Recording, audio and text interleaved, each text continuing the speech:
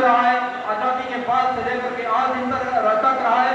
लेकिन जिन जिन लोगों को हमने शिखर पे पहुंचाया है उन्होंने हमें अंगूठा दिखाया है। मैं सामान्य समाज के लोगों से और खासकर राजपूत लोगों से मैं ये निवेदन करना चाहता हूँ, मित्रों आपके साथ न हिंदुस्तान में कोई है, न हिमाचल प्रदेश में कोई है, न हमीरपुर जिला में कोई है। और हमीरपुर जिला में आपको गारंटी देता हूँ, जहां भी आपको जरूरत पड़ेगी राजपूत सभा आपके साथ खड़ी रहेगी और भी समाज के दूसरे हिस्सों के साथ भी खड़ी रहेगी। हमने लगभग 1 साल के कार्यकाल में हमने बहुत सारे एट्रोसिटी के केसेस देखे हैं लोगों के, हम उनके साथ भी खड़े हुए।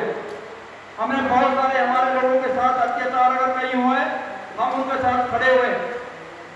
लेकिन जिस तरह से दूसरे संगठन जातियों के नाम पर उन अत्याचारों को नाम देते हैं, जातीय संघर्ष का नाम देते हैं, हम जातीय संघर्ष पैदा नहीं करना चाहते, क्योंकि जातीय संघर्ष और जातीय भेदभाव जो हमारे साथ हो रहा है वो हमारे जो पूरी लोकतांत्रिक व्यवस्था है वहां से हो रहा है। हमारे समाज के किसी हिस्से का उसमें दोष नहीं है।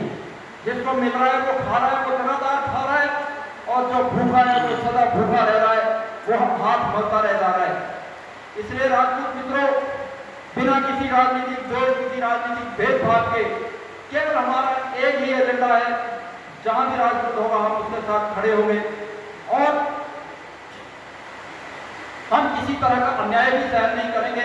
और हमें गारंटी देते हैं, समाज के दूसरे हिस्से को भी अगर कभी हमारे राजपूत समुदाय की मदद की, सहयोग की जरूरत पड़ेगी, हम दिन रात खड़े रहेंगे। हमने पिछले साल चमुद्रा में आपदा आई, अनुसूचित जाति का पूरा गांव में बैठ गया था, धस गया था। हम लोगों ने वहां दिन रात मेहनत की, कई संगठनों से हमने उन लोगों की मदद करवाई, क्योंकि वो हमारे समाज का अभिन्न अंग है, वो हमारे भाई हैं, हमारे परिवार है। हमारे झनियाली में एक केस हुआ, हमने उसको जातीय रंग नहीं दिया, लेकिन हम उस परिवार के साथ खड़े हुए, क्योंकि वो राजपूत परिवार की महिला थी। उसके साथ हमने ये संदेश दिया सरकारों को, उससे हम संदेश दिया हमने समाज को कि हम लोग जिंदा हैं। हमारे साथ लदरौर में घटना हमारे परिवार के साथ हुई, हम लोग वहां जाकर के खड़े हुए। हमारे सीमित साधन है, हम लोग अभी शुरुआत कर रहे हैं, हम लोगों के पास बहुत ज्यादा साधन नहीं है।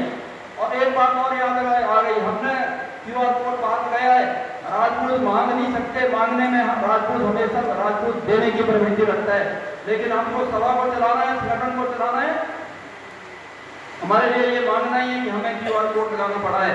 जो मदद आप कर सकते हैं, आपसे कोई मांगने नहीं आएगा, हम आपको देने के लिए आएंगे, हम आपके साथ खड़ा होने के लिए आएंगे। हमें पता लगा हमारा कि हमारे हमीरपुर जिला के बाहर से एक बेटा था, शौर्य ठाकुर, मीडिया के माध्यम से हमें पता चला वो IGMC में है, 14 साल का बेटा था, राजपूत परिवार का बेटा था।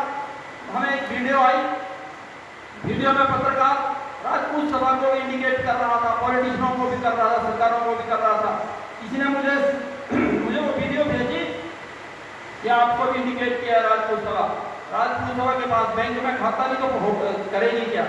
लेकिन हमने हिम्मत नहीं हारी, हमने पता किया, पत्रकार से पता किया, उसके माँ बाप का एड्रेस पता लिया, नाम नंबर लिया। हमने आज दिन तक 15,000 राजपूतों को सोशल मीडिया के ऊपर, व्हाट्सएप के ऊपर जोड़ के रखा है। हमने उसका अकाउंट नंबर लिया, उसके फादर से बात की, 14 साल का बेटा, खून कैंसर उसको था, उसकी कीमोथेरेपी चल रही थी और दाहिनी टांग उसकी काट गई। IGMC में था, कई लंबे समय तक वो एम्स में रहा।